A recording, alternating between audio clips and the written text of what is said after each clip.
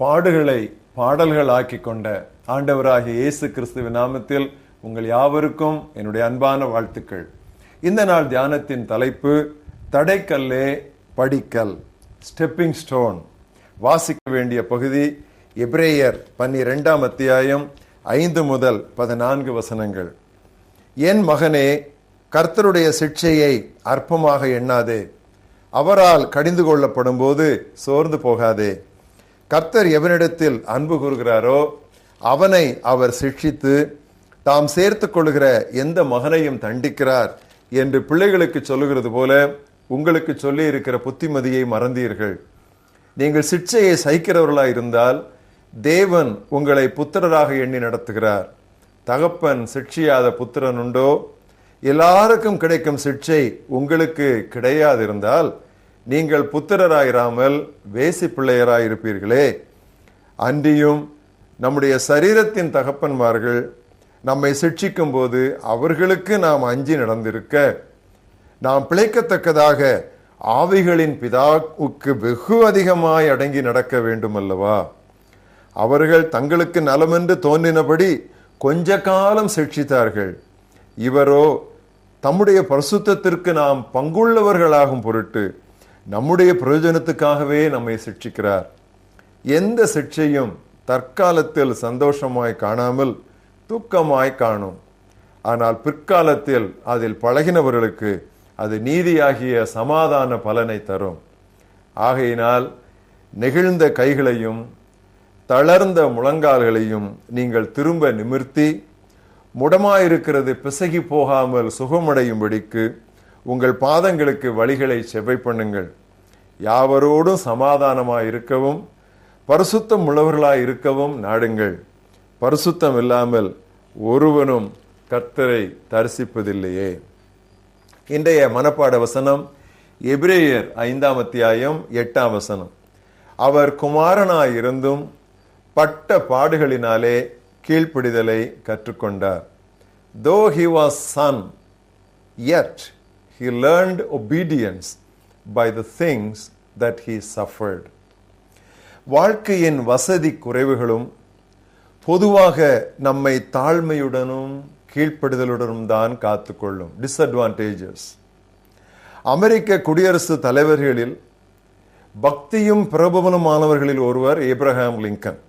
1809 முதல் 1865 வரை வாழ்ந்தவர். அவரது குழந்தை பருவம் பாடுகள் நிறைந்ததாயிருந்தது. பள்ளிக்கூடம் என்று அவர் சென்றது ஓராண்டு கூட இருக்காது. 1831 தனது தொழிலிலும் 1832 அரசியலிலும் படு தோல்வியுற்றார். அடுத்த ஆண்டும் தொழிலில் அவருக்கு பெரும் தோல்விதான். அவர் மணமுடிக்கவிருந்த பெண்மணி 1835 காலமானார். சபாநாயகராய் போட்டியிட்டு 1838 தோல்வி கண்டார். மணமான போது அவரது மனைவி அவருக்கு பாரம்தான். அவரது 4 குமாரரில் ஒருவன்தான் 18 வயதை கடந்தான். மறுபடியும் பலமுறை அரசியல் போட்டிகளில் தோல்வி கண்டு முடிவில் 1860 ஆண்டு அமெரிக்க நாட்டு ஜனாதிபதியாய் தேர்ந்தெடுக்கப்பட்டார். இவ்வுலகில் தோல்வியே அடையாதவர் எவரும் இல்லை. கடவுளிடம் அன்பாயிருக்கிறவர்களுக்கு எந்த தோல்வியும் முடிவானதும் அல்ல. For those of us who love God, no failure is final. தோல்விகள், இக்கட்டுகள், பாடுகள், இழப்புகள், ஏமாற்றங்கள் இவை போன்ற யாவும் ஒரே வகையைச் சேரும். கடவுளுடைய ஆளுகையின் கீழ், under the sovereignty of God, இவை யாவும் கீழ்ப்படிதலை கற்றுக்கொள்ள நாம் சாதகமாய் பயன்படுத்தலாம். கடினமும் கண்ணீரும் நிறைந்த சூழல்கள் வழியே கடவுள் நம்மை கொண்டு செல்வதற்கான காரணத்தை எபிரேயர் 12 அத்தியாயம் 9 வசனத்தில் வாசிக்கிறோம். நம்மை பெற்றெடுத்த தந்தையர் நம்மை சிட்சிக்கும் போது அவர்களுக்கு நாம் பயந்து நடந்திருக்க, நாம் வாழ்ந்திருப்பதற்காக ஆவிகளின் பிதாவுக்கு வெகு அதிகமாய் அடங்கி நடக்க வேண்டும் அல்லவா?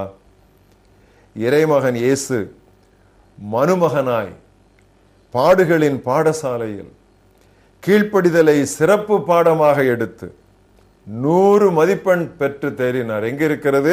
எபிரேயர் 5:9. கீழ்ப்படிதலை கற்றுக்கொண்டு பூரணரானார் இருக்கிறது. 100%.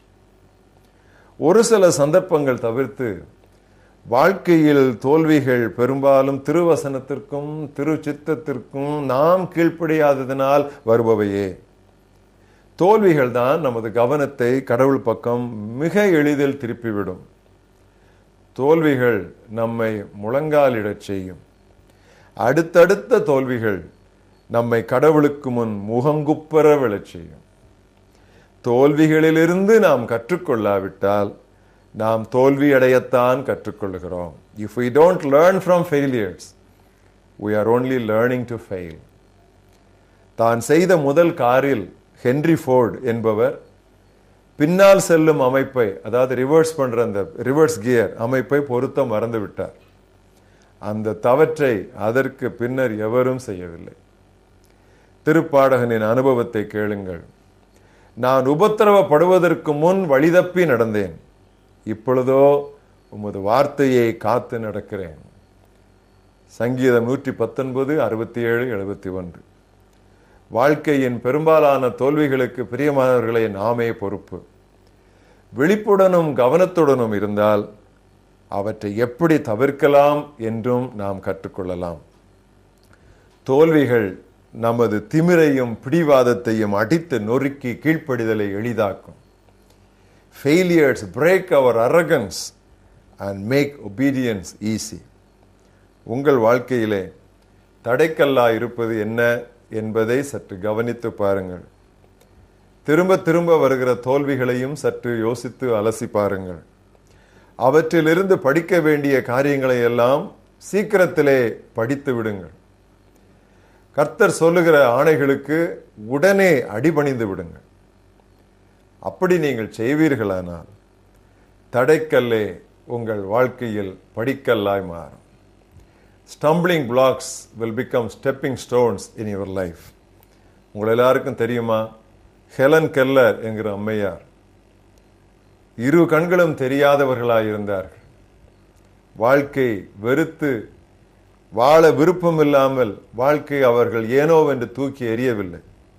ஆக்கப்பூர்வமாக ஏதோ ஒன்றை செய்ய வேண்டும் என்று செய்து இன்றைக்கு கண் தெரியாத அத்தனை பேரும் வாசிக்கக்கூடிய பிரெயில் என்கிற மொழியை அவர்கள்தான் கண்டுபிடித்தார்கள்.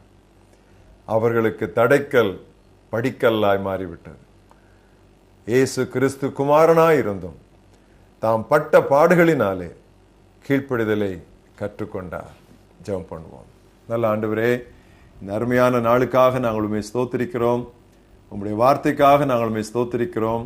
பல சமயங்களிலே எங்களுடைய வாழ்க்கையிலே உள்ள தடைக்கல்கள், எங்கள் வாழ்க்கையிலே உள்ள அசௌகரியங்கள், எங்கள் வாழ்க்கையிலே இல்லாத சில காரியங்களை குறித்தே நாங்கள் புலம்பிக் கொண்டு எங்களை நாங்களே கர்த்தாவே பரிதபித்து கொண்டு முன்னேறி செல்ல முடியாமல் தடங்கி நிற்பது சகஜம். கர்த்தாவே, இந்த நாளிலே நம்முடைய சமூகத்திலே எங்களுக்கு தடைகல்லா இருப்பவைகள், எங்களுக்கு முள்கள் போல் தெரிகிறவைகள், எங்களுக்கு பிரச்சனைகள் தோல்விகள் போல் எப்பொழுதும் எங்களை பயமுறுத்துகிறவைகள், இவை எல்லாவற்றிலும் இருந்து உம்முடைய ஒத்தாசையினால் கர்த்தாவே, உம்முடைய ஆவியானவருடைய நடத்துதலினால் கற்றுக்கொள்ள வேண்டிய அத்தனை பாடங்களையும் நாங்கள் கற்றுக்கொண்டு இந்த தடைக்கல்கள், இந்த தோல்விகளை எல்லாம் படிக்கல்லாக மாற்றி வெற்றியின் மேல் வெற்றி, ஜெயத்தின் மேல் ஜெயம், மகிமையின் மேல் மகிமை என்று நாங்கள் முன்னேறி செல்ல கர்த்தர் உதவி செய்வீராக. தோல்வியிலேயே நாங்கள் துவண்டு போய் உட்கார்ந்து விடாதபடி, தடைக்கல்லை பார்த்தே நாங்கள் தயங்கி நின்று விடாதபடி, எல்லாவற்றையும் தாண்டி முன் செல்ல கர்த்தாவே நீர் எங்களுக்கு உதவி செய்யும். தடைகளை நீக்குகிறவர் நீர், முன் செல்கிறீர் ஆண்டவரே. எங்களுக்காக வெண்கல கதவுகளை நீர் உடைப்பீர் என்று நம்முடைய வசனத்திலே வாசிக்கிறோம். கர்த்தாவே, அவற்றை அடையாளம் கண்டுகொண்டு உம் பக்கம் நெருங்கி நின்று உம் பாதங்களை பற்றி பிடித்து கொண்டு உமக்கு முழுவதுமாக கீழ்ப்படிந்து கற்றுக்கொள்ள வேண்டிய காரியங்களை எல்லாம் கற்றுக்கொண்டு எங்களை பலப்படுத்த கிறிஸ்துவினாலே எல்லாவற்றையும் செய்ய பலனுண்டு என்று அறிக்கை பண்ணிக்கொண்டு உம்மாலே முற்றும் ஜெயம் கொள்ளுகிறவர்களாய் இருக்க நீர் எனக்கு உதவி செய்வீராக. இயேசு கிறிஸ்துவின் நாமத்தில் ஜெபிக்கிறோம் எங்கள் ஜீவனுள்ள பிதாவே, ஆமென்.